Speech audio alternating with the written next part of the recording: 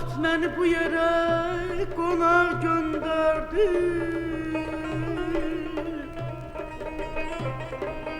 Gedirəm,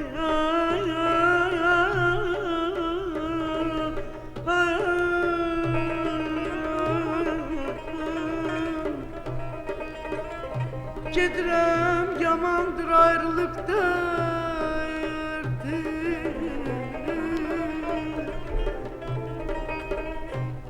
Demə, Səməd Vurğun gəldi, gedərdi.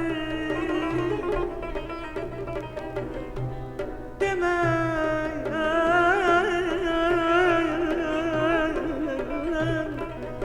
Səməd Vurğun gəldi, gedərdi. Unutmaz, unutmaz bu oba, bu mahal məni.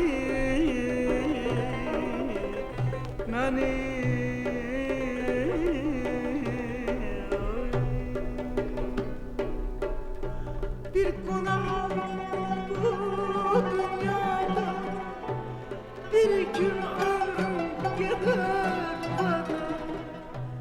Vurğunda salar yada, düzüm qalır bizim dağ. Vurğunda salar yada, düzüm qalır bizim dağ. İsteklimsen baştan, binadan, en güzel kızısan sen tabiatın.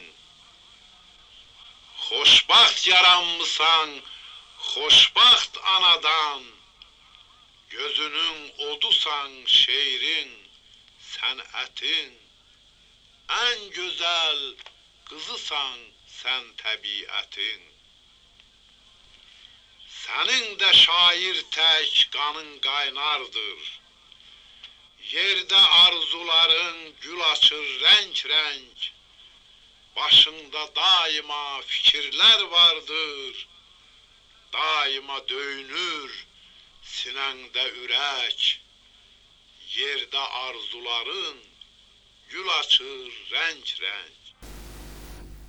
Azərbaycan ədəbiyyatının parlaq zirvəsi, xalqın qəlbində silinməz iz qoymuş böyük söz ustadı, xalq şairi Səməd Vurğun.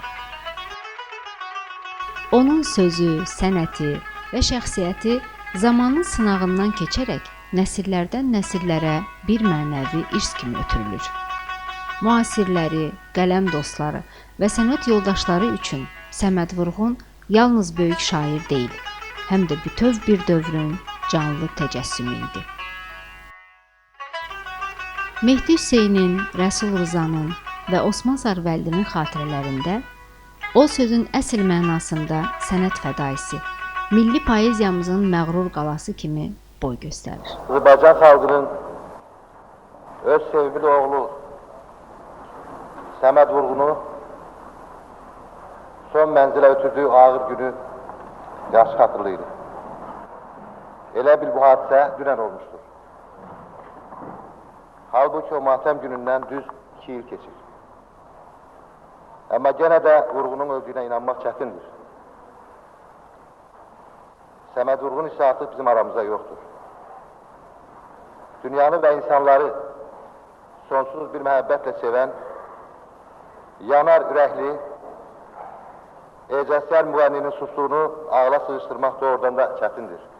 Artıq 2 ildir ki biz Ellər Vurğununun bu qeyri-adi və seyrkar söz ustadının yeni nəğmələrini dinləmirik. Biz xalq varını qoruyuruq. Onun müqəddəs varı dövləti isə xalqımızın dilidir. Dil xalqın namusi, tarixi, demək onun vicdanıdır. Biz hər yerdə dilimizi göz bəbəyi kimi qorumalıyıq. Və mənə elə gəlir ki, bugün biz əziz şairimizin xatirəsini əbədiləşdirmək üçün hər cürə tədbirlər görürüksə, bunlar hamısı yaxşı yerindədir. Ən böyük abidəmiz isə Səməd Vurğunun canından artıq sevdiyi Azərbaycan xalqının saadəti uğrunda mübarizədir. Ən böyük onun üçün abidə uzun illər uğrunda mübarizə elədiyi, sevdiyi və öz böyük qüdrəti ilə yaranmasında, inkişaf etməsində, zənginləşməsində böyük rol oynadığı gözəl, saf, təmiz Azərbaycan dilidir ki, onun keşiyində durmalı, onu Səməd Vurğun kimi sevməli, onu Səməd Vurğun kimi qorumalı, zənginləşdirməli və bununla da böyük şairimizin əbədi xatirəsini öz qəlbimizdə yaşatmalıyıq. Əziz yoldaşlar, hörmətli qonaqlar, dostlar, tanışlar, bildiyiniz kimi bugün biz buraya böyük tarixi bir hadisənin şahidi kimi, faktı kimi biz buraya toplaşmışıq. Toplaşmışıq ki, əziz dostumuz, böyük şairimiz Səməd Vurğunun həyat və yaradıcılığına həsr olunmuş gözəl bir muzeyin açılışında iştirak edək. Vaxtilə böyük şairimiz demişdir, bizdə şeir də var, sənət də vardır, şairə, sənətə hörmət də vardır. Muzeylərin açılışı geniş meydanlarda sənətkarlarımıza qoyulmuş ucalan böyük heykəllər, abidələr özü şairin sözünü təsdiq edir ki, bizdə sənət də var, şeir də var, sənət də vardır, şairə, sənətə hörmət də vardır. Var olsun şeirə, sənətə, sənətkara böyük qüvvət, belə böyük qiymət verən Azərbaycan xalqı. Xalq şairi Bəxtiyar Vahabzadə isə onun poetik nəfəsindən ilham aldığını, Vurğun məktəbinin Azərbaycan şeirinə qazandırdığı misilsiz ruhu hər zaman ehtiramla yad edib.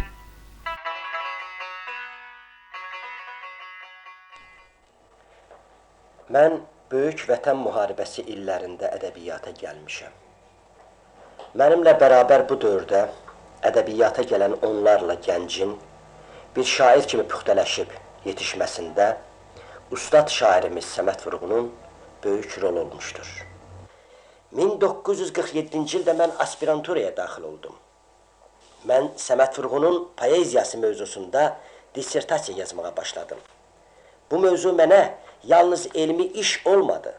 Bu mövzuu işlərkən mən həm də bir şair kimi Səməd Vurğundan, onun sənətkarlıqla işlətdiyi ədəbi vasitələrdən sənətin sirlərini öyrəndim.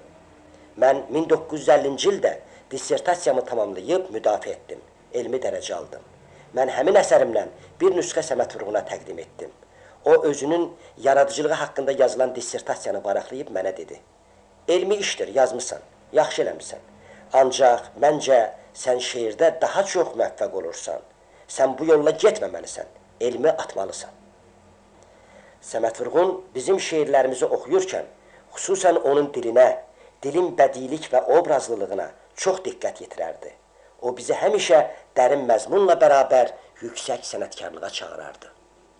O, 1951-ci ildə yazdığım Əbədi Heykəl poemasının əl yazmasını məndən almış və bu poemanı çox diqqətlə oxumuşdu. Bir həftədən sonra mən ondan poemanı geri aldıqda, əsərin bir çox səhifələrində onun qeydlərini gördüm. Poemanın bu nüsxəsi Nizami Muzeyində saxlanılır. O, bir çox misraların altından xət çəkərək dilə fikir ver sözlərini yazmışdı. Bəyəndiyi misraların yanında isə ya üç nida, ya sağ ol, yaxud da afərin sözlərini yazmışdı. Həmin poemanı Səməd Vurğunun qeydləri əsasında yenidən işləyib çapa verdim.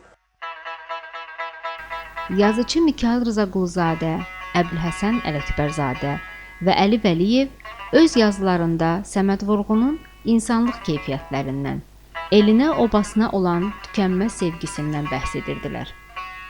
Çünki o, xalqın dərdini də, sevincini də öz qəlbindən keçirən bir el sənətkarı idi. Zurnalı qavallı bir kənd toyu. Bizi böyük sevinclə, təntənə ilə qarşılayırlar. Qara zurnanın səsi, çalınan nağarının gümbultusu, dalbadal göyə attığımız tüfənglərin gürültüsünə qarışır. Bizi içəri aparırlar. Damı titrədib torpağını tökən alqış gürültüləri birdən-birə kəsilir. Araya çökən sükut o qədər ani və dərindir ki, adamın qulaqları cingildəyir. Hamı gərgin bir intizar içində.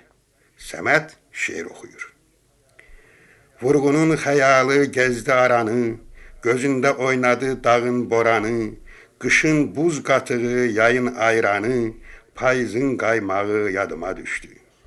Şeirin son misraları alqışlar içərisində itib batır. Bu gürültular get-gedə coşqun dəniz dalğaları kimi ahəngdarlaşır, sonra cəngiyə bənzər ritmli raks havasına çevrilir. Oğlanlı qızlı gənclər çiyinlərini oynada-oynada, qollarını ata-ata, ayaqlarını döyüş meydanına girirlərmiş kimi yerə döyə-döyə Azərbaycan xalq rəqsləri oynayırlar.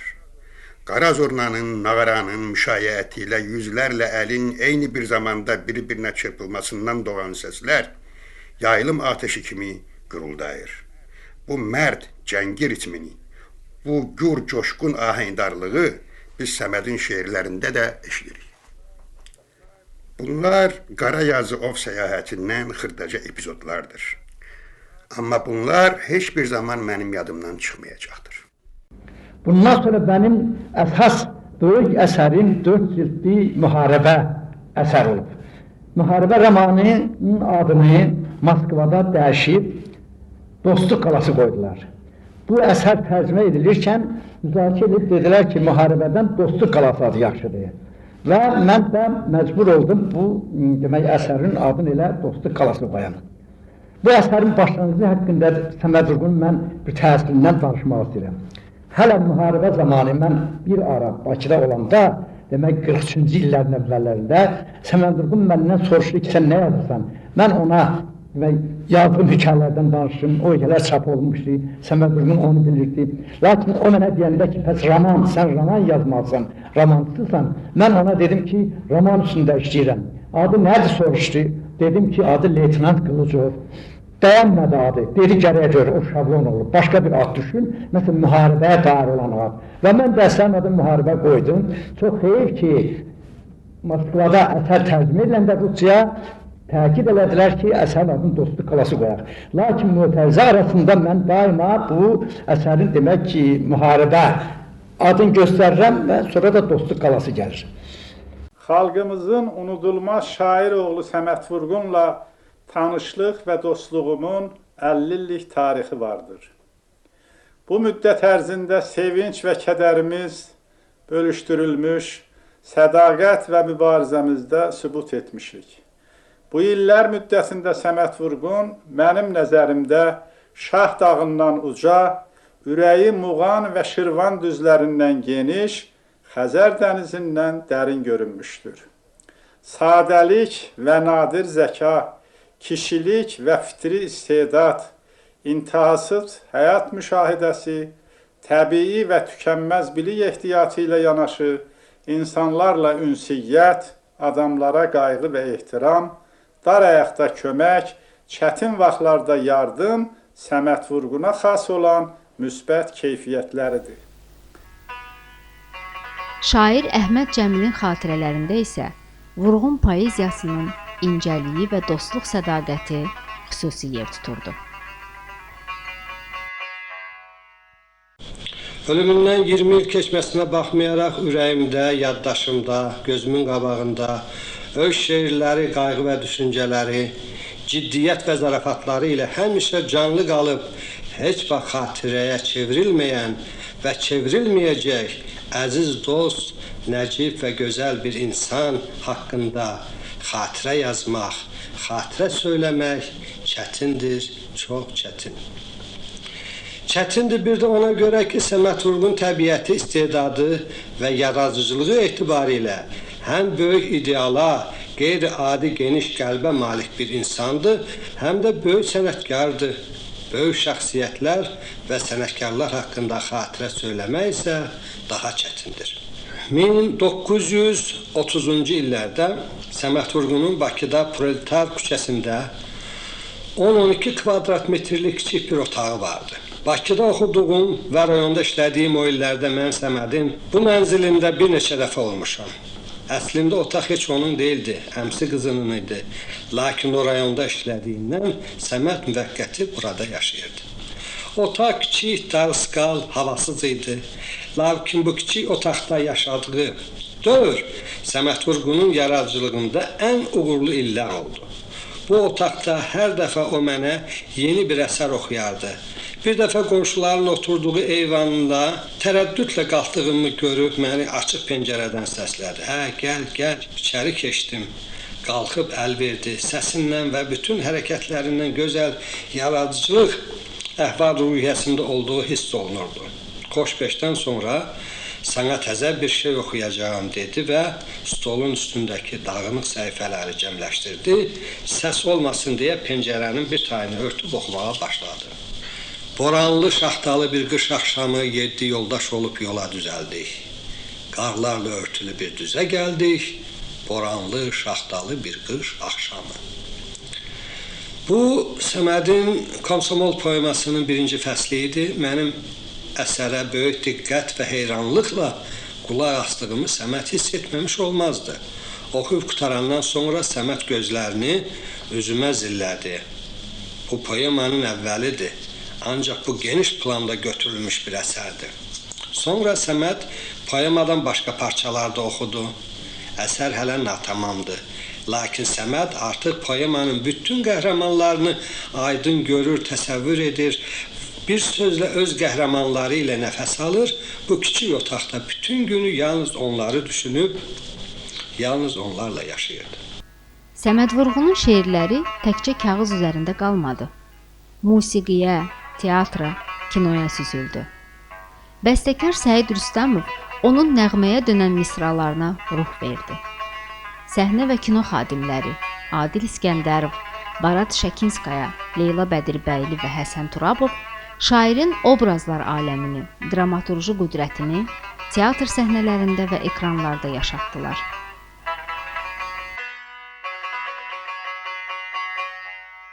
Elə xoşbəxt sənətçılar var ki, onların ömür yolu nəinki müasirləri üçün, ondan sonra gələnlər üçün də bir nümunə, bir məktəbdir. Ömrü boyu xalq üçün yazan, xalqın həyatını tərənnüm eləyən Səməd, hədsiz məhəbbətlə sevilən, xoşbəxt sənətkar idi. Səməd Vurğun bizim müasirimizdir. O, bizim gözümüz önündə tanınıb ucalmışdı. Səmədin yaradıcılığa başladığı ilk gündən hamının diqqət mərkəzində olduğunu desəm, səhv etmərəm. Biz hələ Bakı Darülmüəllimində oxuyarkən Səməd haqqında çoxlu söhbətlər eşidir, onun yaradıcılığı ilə maraqlanırdıq. Səməd o zaman Qazax seminariyasında oxuyurdu. O vaxtlar gənc şairin ayrı-ayrı kiçik şeirləri ilə bərabər Dilican Dərəsi şeiri əldən ələ gəzirdi. Sonralar Səmədin şeirləri çap olunduqca hamımız ustad bir şairin yetişdiyini duyur, hiss eləyirdik. 30-cu illərdə mən Səmədin özündən xəbərsiz Pioner Marşı şeirinə mahnı yazmışdım. Mahnı Pioner qəzetində not yazısı ilə dərc olundu. Bir müddət sonra Səmədlə tanış olduq və o mənə mahnı üçün təşəkkürünü bildirdi. O vaxtdan Səmədlə mehribançılığımız və dostluq münasibətlərimiz başlandı. Poeziya və musiqi. Bu iki qüdrətli sənət arasında doğmalıq, yaxınlıq qədim və ömürlüdür. Səməd Vurğun şeirlərinin hər misrasında xalq musiqisinin gizli, sehrikar nəfəsi duyulur. Bu da təsadüfi deyil. Səməd xalq musiqisini yaxşı bilir, özü də gözəl saz çalmağı bacarırdı. Böyük bəstəkarımız Üzeyir musiqisinin Vurğunu idi. Mən istərdim ki, Səmədin teatra gəlməyindən danışım. Bu məlum məsələdir ki, teatr milli dramaturgiya olmadan yaşaya bilməz. Nə klassik əsərlər, nə də tərcümə əsərlər onun yerini verməz. Mirzə Fətəli Axundov, Axverdiyov, Nəcəf bəy Vəzirov, Cəfər Cabbarlı, Cavid əsərlərindən sonra teatrın səhnəsi birdən-birə boş qaldı.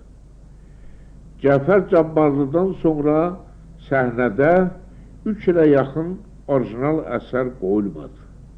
Teatr müəllif axtarırdı. yeni əsərlər gözləyirdi. Belə bir vaxtda Səməd Vurğun drama əsərləri yazmaq fikrinə düşdü. Əvvəlcə hamı buna təəccüb etdi. Yaxşı bir əsər alınacağına şübhə ilə yanaşanlar da vardı. Səməd əvəzsiz böyük şair idi. Bu böyüklük özünü səhnə əsərlərində göstərə biləcəkdimi? Bu sual hamının qarşısında dururdu. Özü də şeirlə yazılan dram əsərlərində həyatı təsvir eləmək o qədər də hasant məsələ deyildi. Bu çətinlikləri Səmədə deyəndə belə cavab verdi. Sən yazma, mən yazmayım. Bəs teatr nə etsin? Mən Səmədin teatra bağlılığını bilirdim. Amma onu bu dərəcədə sevib, böyük bir riskə getdiyini fikirləşməzdim. Cəfər Cabbarlı'nın Azərbaycanın uzaq keçmişindən tutmuş, günün ən aktual temasına qədər yazdığı dram əsərlərini, Hüseyn Cavidin lirik pyeslərini sevmiş Azərbaycan xalqının səhnəsinə Səməd Vurğun adlı yeni bir dramaturq öz Vaqif əsəri ilə əlavə oldu.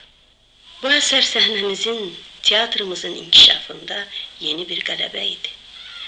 Vaqif tamaşası teatrın repertuarına ömürlük daxil olub. Yadımdadır.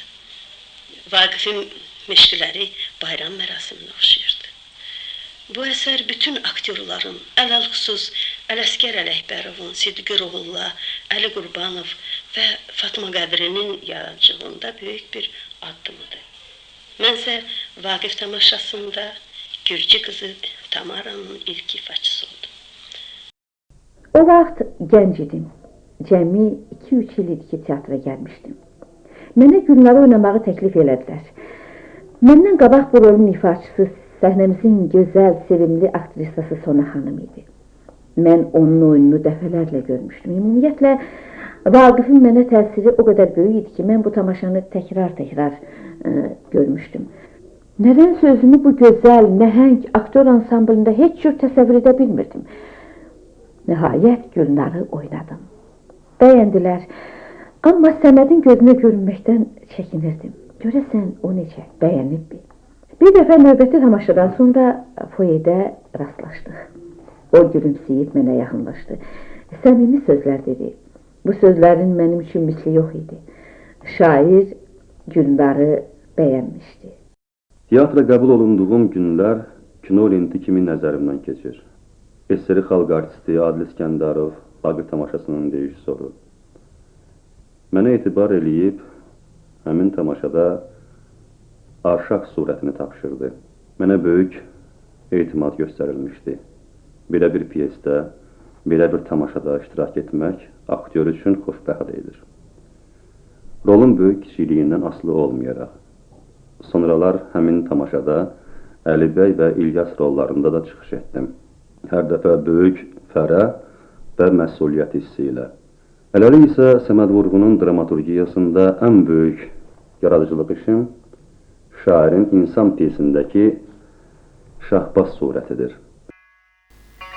Ümummilli lider Heydər Əliyev Səməd Vurğunun 90 illik yubileyində böyük şairin milli mədəniyyətimizdəki yerini yüksək qiymətləndirərək vurğulamışdı ki, Səməd Vurğun öz təkrar olunmaz yaradıcılığı ilə Azərbaycan dilini, poeziyasını və milli ruhunu ən yüksək zirvələrə qaldırmış, xalqımızın mənəvi sərvətinə çevrilmiş nadir şəxsiyyətlərdəndir.